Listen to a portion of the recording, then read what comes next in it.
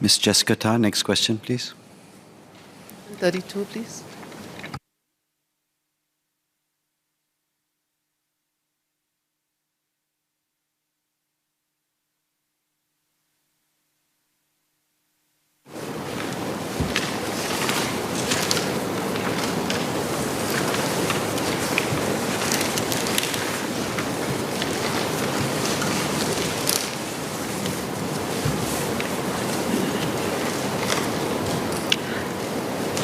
Mr. Speaker, sir, Mr. Deputy Speaker, sir, may I have your permission to answer parliamentary questions number 32 to 37 together?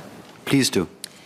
My response will also address PQs filed by Mr. Edward Chia and Mr. Shuang Huang, due for reading at subsequent sittings, and I would like to invite the members to ask any supplementary questions they may have.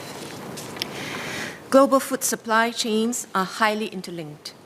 Disruptions to the production, export, or transportation of agricultural inputs or food products in one country or region often have knock-on effects on other parts of the food supply chain.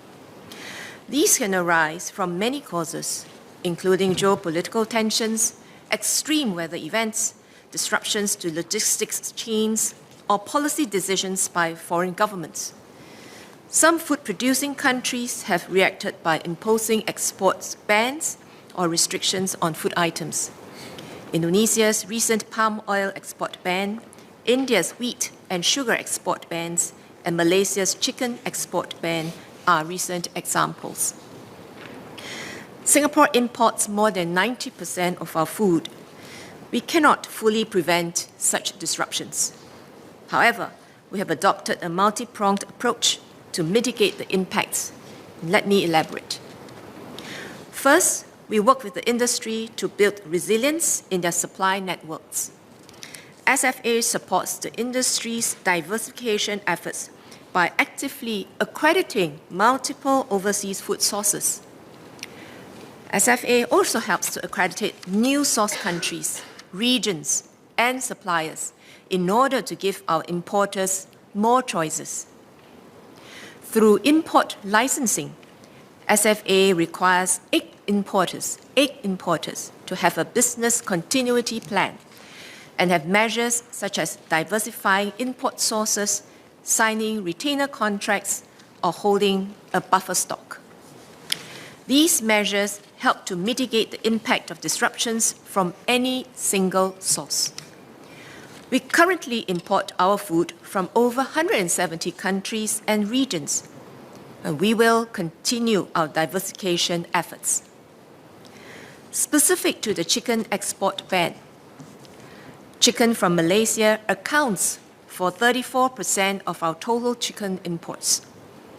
This has dropped by 3 percentage points from 37% in 2018. While this accounts for 99% of our live and chilled chicken imports at about 73,000 tons in 2021, we have the alternative of frozen chicken available. Frozen chicken provides us with greater food resilience as industrial freezing extends the shelf life of the meat. Under proper storage conditions, frozen meat can be kept for up to a year.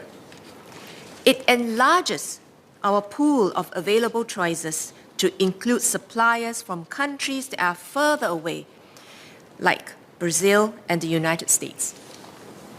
In the recent chicken export ban, we saw industry partners such as SATS and trade associations such as the Meat Traders Association and the Poultry Merchants Association increase imports of frozen chicken from the United States and Brazil, and chilled chicken from Thailand and Australia.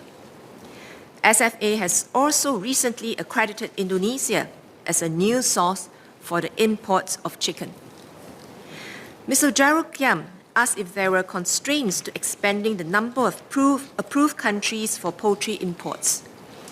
Even as we diversify our food sources, food safety remains paramount. Only accredited sources that meet Singapore's food safety and animal health standards will be allowed to export to Singapore. This has not hindered our diversification efforts. Specifically for chicken, 25 countries are accredited. Second, we intend to grow more food locally to serve as a buffer in times of supply disruption. We are building the capability and capacity of our agri-food industry to produce up to 30% of our nutritional needs locally and sustainably by 2030, up from less than 10% today. Mr. Louis Chua asked whether we have plans to accelerate 30 by 30. The 30 by 30 goal is already very ambitious. Singapore is a land-scarce country. We only have about 1% of our land set aside for agri-food production, given other competing land uses. To achieve 30 by 30, we need a significant transformation of Singapore's agri-food sector. As part of this transformation, SFA has recently embarked on the holistic master planning of the 390-hectare Lim Chu Kang area. It will take time for these plans to be implemented. Ms. Joan Pereira and Mr. Sean Huang asked if we could have poultry production in Singapore. Given our land, labor, energy, and water constraints, we prefer to concentrate on farming food items that can be produced in a resource-efficient and commercially sustainable manner. For example, the United Nations Food and Agriculture Organization, FAO, reported that producing 1 kilogram of chicken for meat would generate about 3 times that of fish. We currently have about 260 local farms producing food items that are commonly consumed and have local demand, such as eggs, fish, and vegetables. To Mr. Edward Cha's question on our crisis stockpile, the government works closely with industry partners to maintain stockpiles of essential food items in order to mitigate the impact of any unforeseen disruptions to our food supply. These stockpiles will help to stabilize supplies during periods of acute disruptions as imports from other sources are ramped up. As mentioned by PM Lee recently, the government had begun to build up our stockpiles to a higher level at the early stage of the COVID-19 pandemic, as we were concerned with possible disruptions to our food supply. I have described our food security strategies to mitigate the risks of unavailability of supply. However, we will not be able to eliminate all risks. To do so would be costly and uneconomical. We will also not be able to isolate Singapore from the price fluctuations of food supply. As we have seen in recent months, even countries with sizable food production capabilities face higher food prices because of higher prices of feedstocks, fertilizers, and transportation costs. Price control or subsidies for food distorts business conditions and may not be financially sustainable. Instead, to address households' concerns over rising prices, DPM Wong recently announced the 1.5 billion support package, which includes a GSTV cash special payment in August of up to $300 in August to support low-income individuals. All Singaporean households will also have received a $100 CDC voucher in May to help with daily expenses. And DPM has already addressed many PQs on this issue, so I don't intend to repeat his points here. Ms. Jessica Tan asked about our support to businesses and consumers. During the ban, our businesses using chicken from Malaysia were able to have access to chicken from alternate sources. The majority of poultry market stalls and chicken rice hawker stores have remained open. We have also linked up affected hawkers and market stallholders with the Meat Traders Association to switch to frozen or thawed frozen chicken. Our businesses have shown resilience by adapting and pivoting to alternatives as they have done so with previous disruptions over the COVID-19 pandemic. If needed, we will extend assistance and relieve the burden on businesses and households, as we have done so in the past. Mr. Desmond Chu and Mr. Alex Yam asked about engagement with the Malaysian government on the chicken export ban.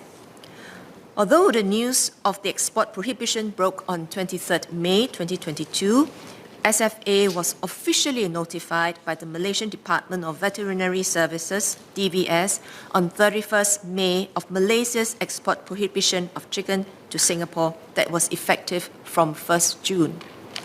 SFA continues to keep in close contact with the Malaysian DVS. Because of climate change, the Russian-Ukraine conflict and disruptions in supply chains globally, we expect more disruptions to our food supply ahead of us. While our multi-pronged strategy has worked well in mitigating the impact of such disruptions, we remain vigilant and nimble in the execution of our strategy when new conditions emerge. Businesses should similarly review their business continuity plan and diversify their supplies. Households and individuals, too, can contribute to our food resilience by accommodating changes and pivoting to other food types when one is not available. The critical success factor of our food security is the ability of Singaporeans, businesses, consumers, policymakers, together collectively to adapt, adjust, and remain resilient in the face of supply disruptions. Together, we can and we will face any challenges that may come our way. Ms. Joan Pereira. Thanks, Deputy Speaker. I have one SQ for Minister. Would the Ministry consider exploring the use of offshore islands such as Pulau Ubin for poultry or agricultural uses with aspects of ecotourism so as to enhance the resilience of Singapore's food supply? Thank you.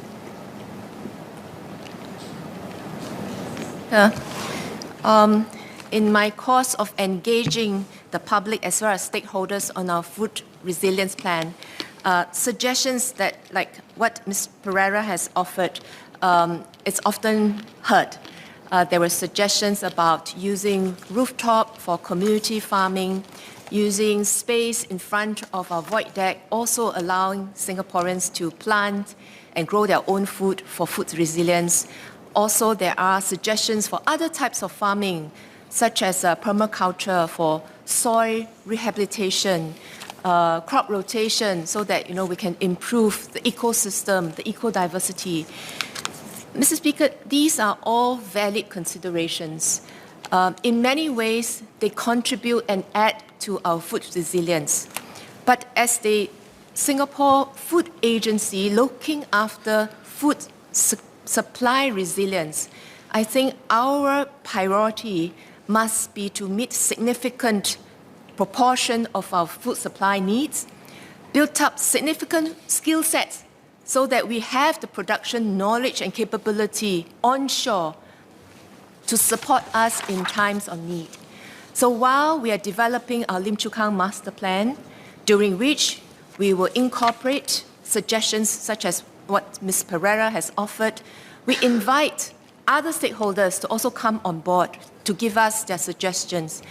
But ultimately, the challenge ahead of us, Mr. Speaker, is how do we increase our food production from the current less than 10% to 30% with less than 1% of the land, almost at the same amount of land that we are using now. In many cases, we are looking at productivity to the multiple of 10 times of what we are doing now in order to give us the bulk that we need. So we also invite the public, the stakeholders, the businesses to join us in raising the productivity and production capabilities of our local agri-farm sector. Thank you. Ms. Jessica Tan. Thank you, Mr. Deputy Speaker. I have one supplementary question for Minister. It is, as Minister said, it's very concerning that that there is still risk no matter even with our multi-pronged approach. So maybe I'll turn my question around, Minister. I think you've done quite a bit of engagements with both businesses and Singaporeans. What is it that Singaporeans, individuals and businesses, what is it that we need to do more of to be able to support this strategy?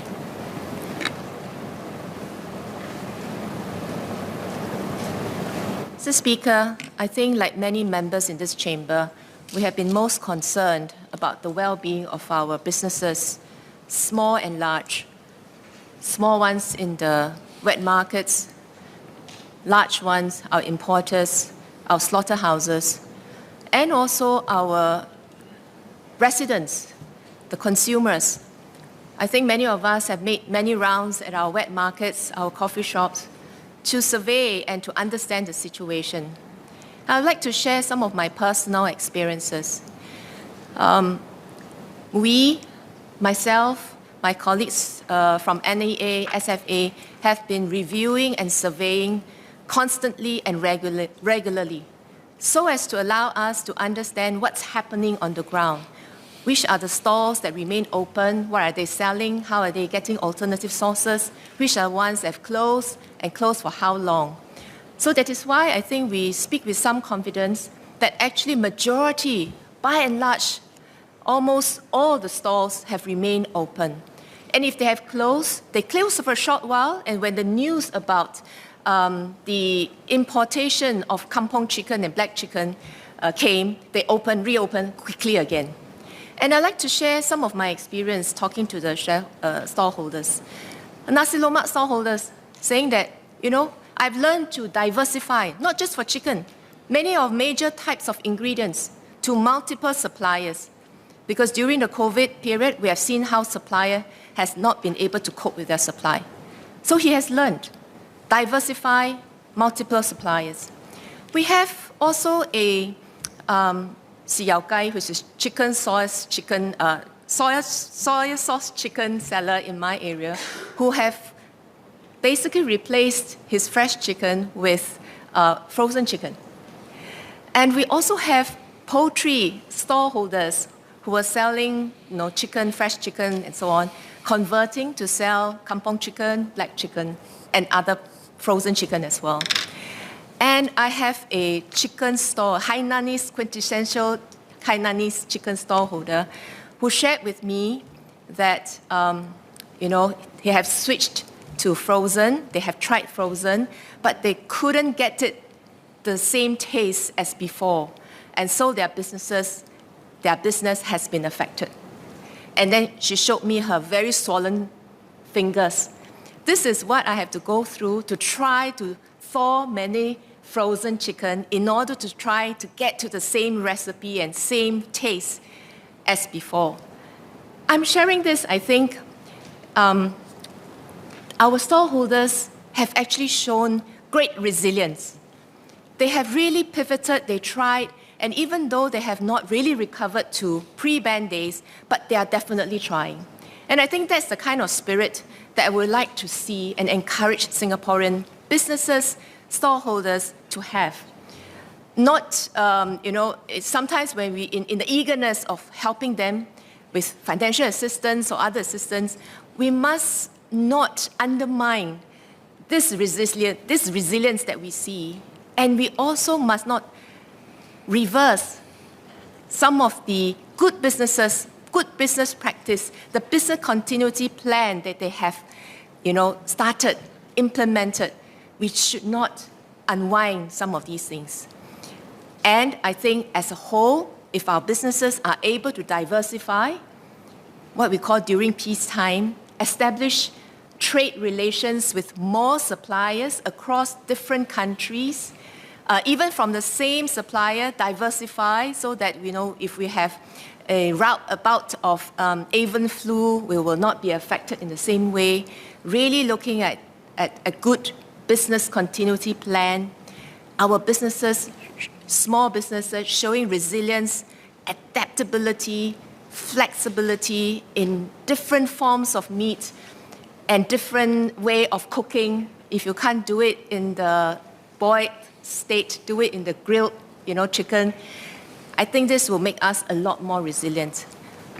As to individuals like ourselves here, I think we can always look for different types of cooking, different menus, different sauces. I think we still have some menu that's available in chicken. We continue to consume that. And if you are able to, again, adaptable, if you can't buy this week, just don't eat this form of meat. If you can't find chicken, let's go for other form of meats like eggs. There are very good alternatives around.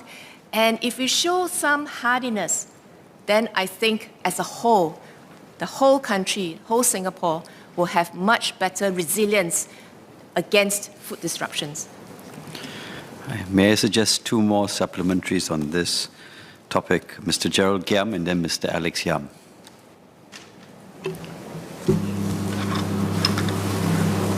Thank you, Mr. Deputy Speaker. Before 1st of June, almost all our live and chilled chicken imports were from Malaysia.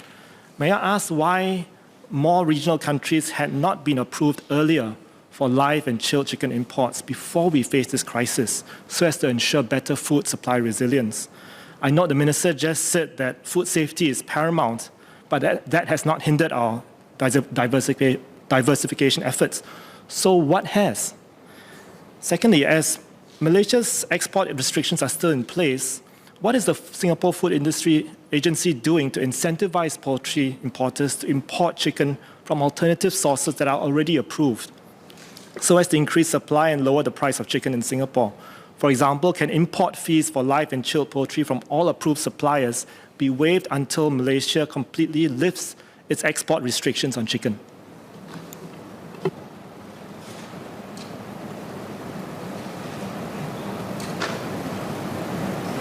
Thank you very much for these supplementary questions. On the first question, we do have countries that have been accredited for importation. As I mentioned, Malaysia has 99% of the live chilled market. So there's actually 1% already coming from Thailand and Australia. So is there any reason why we don't accredit other countries? There are reasons, because as I mentioned, food security, food safety is definitely one consideration. And also, from time to time, countries are affected by zoonotic diseases, such as avian flu. So our food security surveillance, our food security reviews system has to take these factors into consideration. And we do get into sometimes protracted discussions with the relevant authorities about how they are doing sort of safety compartmentalization so that affected areas are, not affecting the supply from the non-affected areas. So these are the reasons, many reasons. I don't wish to go into details here, but let me give you the assurance that we will support our businesses. We used to go, pre-COVID days, we used to go together with our trade associations to open up new areas. And I think the supply from South America is one of the outcomes. We go together, we decide on which are the areas that we want to focus our priorities on, and we manage to establish the kind of trade links. So we will do so. As to why we are only getting from Malaysia, actually it's related to the first question. Although we have accredited many other countries, but importers, because of proximity, because of historical reasons of having sort of associations of businesses between Singapore and Malaysia, we are very closely linked with long history of doing business together. Malaysia continue to be an important source country for us. I don't believe that we have any significant import fees that will hinder the establishment of a new market. But if the member has specific questions or issues with import fees or costs, please let us know. We'll be very happy to look into it. But the basic question is this. There will always be for cost competitive reason, for importers to gravitate to the source market that is most competitive.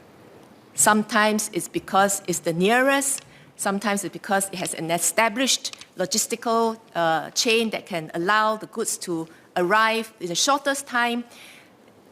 Because of competition, they will be reluctant to try new areas that may increase the cost.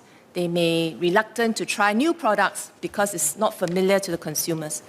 So from time to time, we have to evaluate the need for licensing condition. We have done so for eggs, and we will think about whether it's necessary for chicken as well. The more conditions we impose on licenses, on business regulations, it will introduce rigidity, no doubt. But we may have to do it because it is a trade-off to encourage businesses or to require businesses to diversify. So if we find that there's a strategic reason for us to do so, we will do so. Mr. Alex Yam. Thank you, Mr. Deputy Speaker. I have two questions, supplementary questions for the Minister. The first, a little bit shorter one. Has the Malaysian authorities given any indication to SFA when they will review or perhaps end the current ban on battery chickens export? The second is related to our food security. In our previous food security roadmap, I think this was 2013-2014, stockpiling was considered one of the core strategies for food security. The last time the public was updated on our national stockpile was, I think, in March 2020, at the start of the pandemic and amidst panic buying. Minister Chan Chun Sing, in his capacity then as Minister for Trade and Industry, updated on the situation of our national stockpile.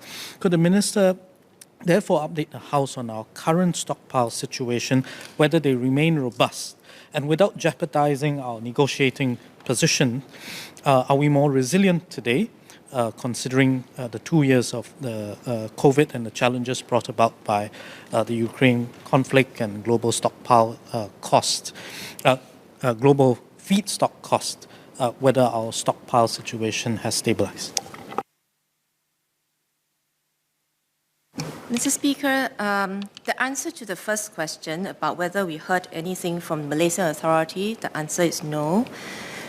Second, about update on food security roadmap, we work very closely with MTI, given the current situation, quite volatile conditions, many reasons, many factors to be concerned with.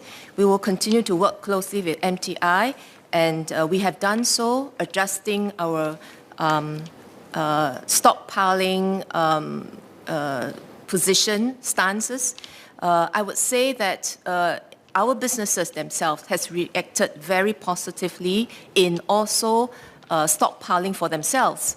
So I think this is an area that we'll continue to have a discussion within MSE, with MTI on stockpiling, and also with the downstream businesses on what they need to, the amount of food that they need to stockpile. If there is more specific questions about the strategy on stockpiling, then maybe the member would like to address the questions to MTI. Thank you.